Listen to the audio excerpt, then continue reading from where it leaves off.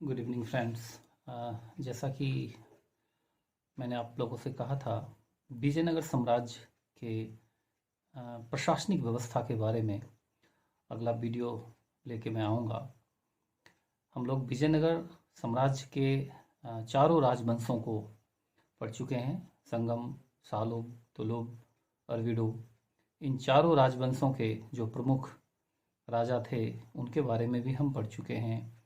हम यह भी पढ़े कि कैसे जब युवराज होता था तो प्रतिशासक नियुक्त रीजेंट नियुक्त किए जाते थे और बाद में जो है वही मजबूती से जो है नए राजवंश के रूप में आ जाता था, जिसमें वीर नरसिंह और राम राय का भाई तिरुमल वाली घटना से हम परिचित थे। तो हम विजयनगर साम्राज्य के चारों राजवंशों के साथ साथ विजयनगर और बहमनी के बीच जो बन्नीहट्टी तालीकोटा का जो युद्ध हुआ था उसके बारे में भी परिचित हुए और विजयनगर साम्राज्य को कैसे नस्त नबूद कर दिया था अहमदनगर, बीदर, गोलकुंडा, बीजापुर, इन चारों राज्यों की संयुक्त सेनाओं ने, इससे भी हम परिचित हुए।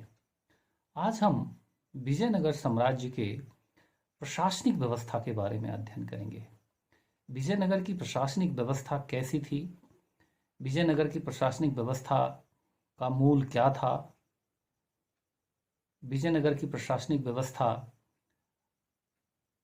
अगले जो राज थे उसको क्या अनुभव दे करके गए, इन चीज़ों से आज हम परिचित होंगे। सबसे पहले हम विजयनगर राज्य की संरचना के बारे में जानेंगे। तो जैसा कि मध्यकालीन भारत में ही नहीं, प्राचीन भारत में राजा की उत्पत्ति दैवीय सिद्धांत थी। राजा की उत्पत्ति की दैवीय सिद्धांत थी और इस सिद्धांत के वजह से कई बार राजा निरंकुश होकर के उभरते थे, जो कि सल्तनत काल में हमें देखने को मिला था। तो क्या विजयनगर साम्राज्य के दैवीय उत्पत्ति की सिद्धांत ने भी निरंकुश राजा हमें दिया? ये एक प्रश्न उठता है। अगर नहीं तो वो कौन सा सिस्टम था, वो कौन सी पद्धति थी जो राजा को निरंकुशता को दूर कर उसे एक उदार राजा के रूप में बदल रही थी? वो कोई संस्था थी जो राजा पे अंकुश लगा रही थी? इन सारी चीज़ों को हम आज देखेंगे। राजा का दैवीय सिद्धांत यह बताता है कि राजा में ईश्वर की प्रतिछाया होती है, तो यह राजा के सर्वोच्चता का प्रदान है कि सारे व्यवस्थाओं में, चाहे वो न्याय व्यवस्था हो, चाहे वो धर्म व्यवस्था हो, चाहे सेना की हो, चाहे वित्त की हो, हर जगह राजा का निर्णय अंतिम निर्णय होगा। तो राजा के दैवीय सिद्धांत यह दर्शाता है। इसके अलावे विजयनगर साम्राज्य में एक साप्तांग विचारधारा की सिद्धांत थी।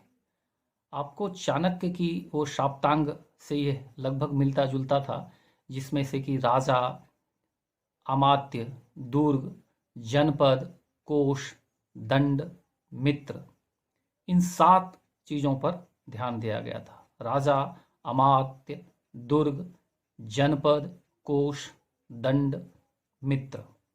यहाँ भी लगभग इसी से मिलते जुलते राजत्व के सिद्धांत, सप्तांग सिद्धांत जो था, राजत्व भी इसमें एक हिस्सा था।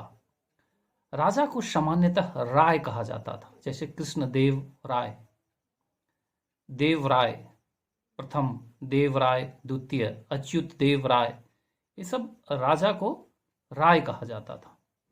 और राजा की वैदिक राजाओं की भांति राज्याभिषेक किया जाता था। यह राज्याभिषेक सामान्यतः राज दरबार में होता था, लेकिन आपको याद होगा मैंने अपने दूसरे लेक्चर में बताया था कि अच्युत देव राय का राज्याभिषेक तिरुपति के मंदिर में हुआ था। तो इसके अपवाद भी हैं। राज्याभिषेक में राजा का जो चयन होता था, इसमें मंत्रियों का, नायकों की भूमिका प्रमुख होती थी। और इसके अलावे जो इसमें लोग रहते थे, राज्य के आर्ट और कला से और संगीत से जो विद्वान व्यक्ति रहते थे, उनकी भूमिका भी प्रमुख रहती थी। तो अब इसको हम समझेंगे कि राज्य की जो एक प्रशासनिक व्यवस्था है, उसमें राजा सबसे ऊपर है, और राजा की नियुक्ति में जो व्यक्ति साथ दे रहा है वो उसके लगभग पैरेलल है, जिसे राज परिषद कहते थे। राजा की नियुक्ति में राज परिषद का जो है बहुत महत्वपूर्ण स्थान था, और यह राज परिषद ही राजा की शक्तियों पर अंकुश लगाता था। राजा को यह एडवाइस सलाह देता था, और राजा शासन संबंधी विधियों के बारे में यहीं से अपनी जो है जानकारी सलाह प्राप्त करता था। इसमें यही राजा का चयन भी करते थे। इनमें प्रमुख मंत्री जो साधारणतः राज परिवार के ही होते थे, नायक जो कि 200 नायकों की चर्चा कई साक्ष्य से मिली हुई है कि लगभग 200 नायक थे।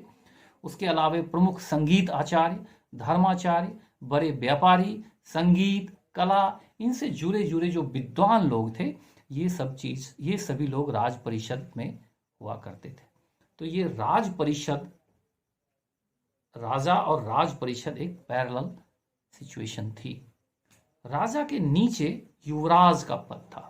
राजा के नीचे युवराज का पद था, और युवराज यदि अल्पायु होता था तो प्रतिशासक या रीजेंट रखने की पद्धति थी, और ये रीजेंट और प्रतिशासक रखने की वजह से ही 2 बार जो है राजवंश परिवर्तन के साक्ष्य भी हम देखे हैं। राजा युवराज जब कमजोर होता था तो प्रतिशासक और रीजेंट उसकी हत्या करके जो है नए वंश अपना राज सत्ता पे काबिज हो जाता था। तो ये जो है राजा, राज परिषद, युवराज, और युवराज अगर अल्पायु हो तो उसके पैरेलल में प्रतिशासक हो जाता। उसके बाद युवराज से नीचे जो प्रमुख पद था वो प्रधानी या कहीं कहीं महाप्रधानी भी कहा गया है। ये प्रधानी और महाप्रधानी वास्तव में पेशवा जैसा ही शब्द था, पेशवा जैसा ही पद था। इसको आप पेशवा का अग्रगामी पद मान सकते हैं।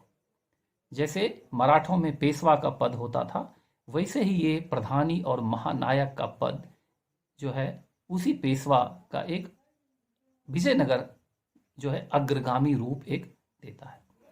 प्रधानी के बाद मंत्री परिषद होती थी। इसके सदस्यों के बीच लेकर के इतिहासकारों में मतभेद है। कुछ लोग अष्टदिग्गज 8 सदस्यों की चर्चा करते हैं, अधिकांश जगह इसके 20 सदस्यों की भी बात की गई है। मंत्री परिषद में 20 सदस्य होते थे, और इन सदस्यों का इनका जो अध्यक्ष होता था उसे सभा नायक कहता था, और सामान्यतः ये सभी सदस्य राजा के परिजन, राजा के राज परिवार के व्यक्ति ही होते थे। इसके अलावे जो राज्य के प्रभावी लोग होते थे वो भी इसमें मेंबर होते थे, लेकिन सामान्यतः औसतन इनकी संख्या, राज परिवार के सदस्यों की संख्या ज़्यादा होती थी। उसके बाद मंत्री परिषद के बाद जो श्रेणी आती थी वो दंड नायक की थी। ये दंड नायक जो थे एक प्रकार के अधिकारियों की श्रेणी थी। इसमें कई अधिकारी आते थे, कोई ये पर्टिकुलर पोर्टफोलियो नहीं था। दंड नायक अधिकारियों की एक श्रेणी होती थी। उसके बाद जो है केंद्रीय सचिवालय जो है सेक्रेटेरिएट, जो सेंट्रल सेक्रेटेरिएट आता था। ये केंद्रीय सचिवालय ही प्रशासन का, एडमिनिस्ट्रेशन के सेंटर में काम करता था। ये धुरी था, प्रशासन की धुरी था। इसके यहीं से विभिन्न कार्यों का जो है बंटवारा होता था। केंद्रीय सचिवालय ही विभिन्न कार्यों की बंटवारा करती थी। अभी हम फिर से एक बार ऊपर से देखते हैं। सबसे ऊपर राजा, राजा के शक्ति पे अंकुश लगाने के लिए, सलाह देने के लिए राज परिषद, राजा के बाद युवराज, युवराज अल्पायु हो तो रीजेंट या प्रतिशासक, उसके नीचे महाप्रधानी या प्रधानी, उसके नीचे मंत्री परिषद 20 सदस्यों वाली, और उसके बाद दंडनायक जो कि एक पद नहीं था, ये श्रेणी थी, अधिकारियों की एक श्रेणी थी। उसके बाद केंद्रीय सचिवालय। केंद्रीय सचिवालय ही प्रशासन की मूल थी। यहीं से विभिन्न प्रकार के कार्यों का बंटवारा होता था। इनमें कुछ प्रमुख, जैसे गृह मंत्री को माननीय प्रधान कहते थे, गृह मंत्री को माननीय प्रधान कहते थे। रायसम जो कि राजा द्वारा कहे गए आदेशों को लिपिबद्ध करता था। कुछ लोग सचिव के रूप में भी इसे देखते हैं। कर्णिकम अकाउंटेंट होता था और मुद्राकर्ता ये शाही मुद्रा रखने वाला था। इसकी राज अधिकारियों के बीच एक बहुत अहम भूमिका होती थी। इस केंद्रीय प्रशासन के बाद प्रांतीय प्रशासन आता था।